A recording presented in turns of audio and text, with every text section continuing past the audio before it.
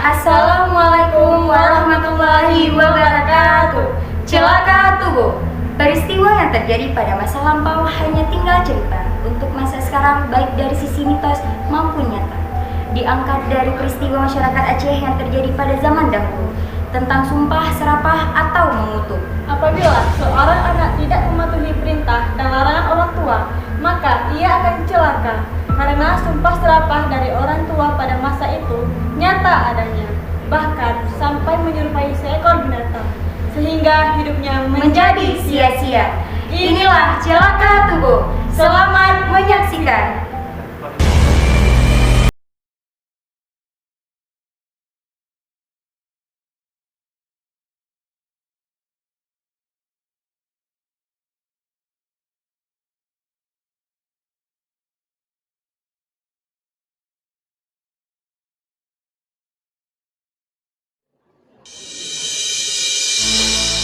Meku semangat Bajul dan Putro, kisah yang haru yang cukup nyata. Nasiro anu